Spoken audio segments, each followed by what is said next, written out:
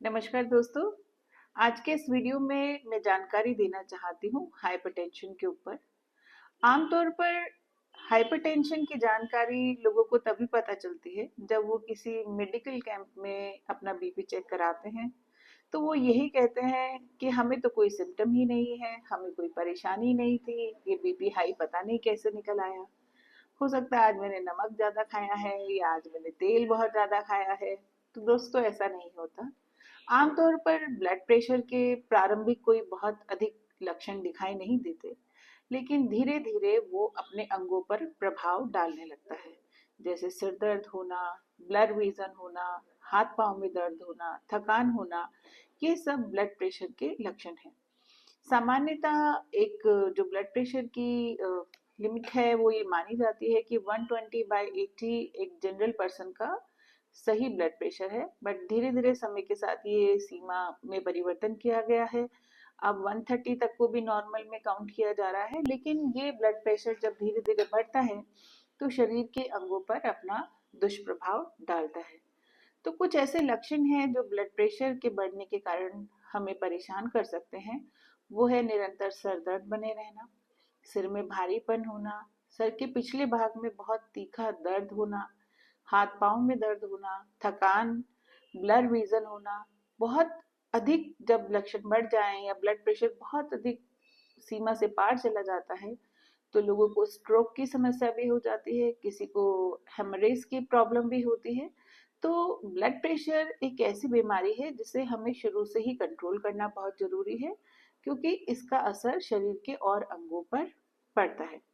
मैं आपको इसके लिए कुछ होम्योपैथिक दवाएं बताना चाहूंगी जिसका अगर यदि आप उपयोग करें तो इनके जो शुरुआती लक्षण हैं बहुत जल्दी ठीक हो जाते हैं। वैसे बीपी बढ़ने के जो संभावित कारण हैं वो है लाइफ और वर्क बैलेंस में गड़बड़ होना। आजकल की समस्या में ये देखा गया है कि बहुत अधिक लोग अपने शरीर पर बहुत ज़्यादा ध्यान नहीं दे पाते।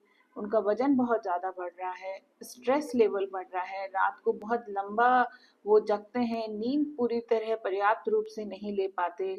भोजन शैली में भी उनके परिवर्तन आ रहा है, वो गरिष्ठ भोजन ज़्यादा खाते हैं, तेज मिर्च मसाले का भोजन ज़्यादा खा रहे हैं, या हम कहें जंक फूड्स को वो ज़्यादा ले रहे हैं। तो ये सब ब्लड प्रेशर बढ़ाने के कारण हैं।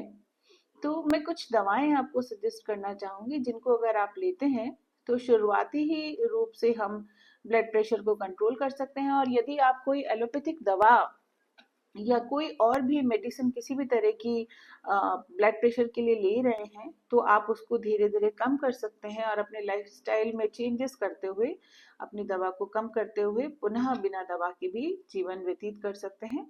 तो ये होम्योपैथी की एक बहुत अच्छी दवा है राउल्फिया सर्पेंटिना। ये मदर टिंचर के रूप में प्राप्त होती है। आप उसकी 20 बूंद चौथाई कप पानी में लें सुबह और शाम, तो आपका ब्लड प्रेशर बहुत अच्छी तरह से कंट्रोल हो जाएगा।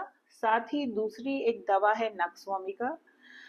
मोस्टली हम ये दवा उन लोगों को सजेस्ट करते हैं जो थोड़ा सेडेंट्री लाइफ स्टाइल में रहते हैं, या हम कहें कि जो फिजिकल वर्क थोड़ा कम करते हैं, बैठे हुए जो काम कर रहे हैं, उनके लिए मैं नक्सवामिका सजेस्ट करूंगी कि नक्सवामिका 200 की डोज वो दिन में 2 बार लें, और स्पेशली रात को सोते टाइम अवश्य लें ताकि उनके लक्षणों में सुधार हो सके।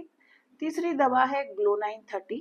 बहुत सारे लोग जो सर दर्द की शिकायत करते हैं वो ग्लोनाइन 30 की 2-2 बूंद दिन में 3 बार लेंगे तो उनको सर दर्द में भी आराम आएगा और उनका ब्लड प्रेशर कंट्रोल होगा। साथ ही दोस्तों मैं एडवाइस देना चाहती हूँ कि आप अपना वाटर इनटेक अच्छा रखें, सॉल्ट कम लें, तेज मिर्च मसाले कम खाएं, और जिंदगी को वैसे ही जिए जैसे जिंदगी आपके साथ सामने आ रही है। अनावश्यक तनाव लेना, स्ट्रेस करना हमारे शरीर को नुकसानदेह होता है।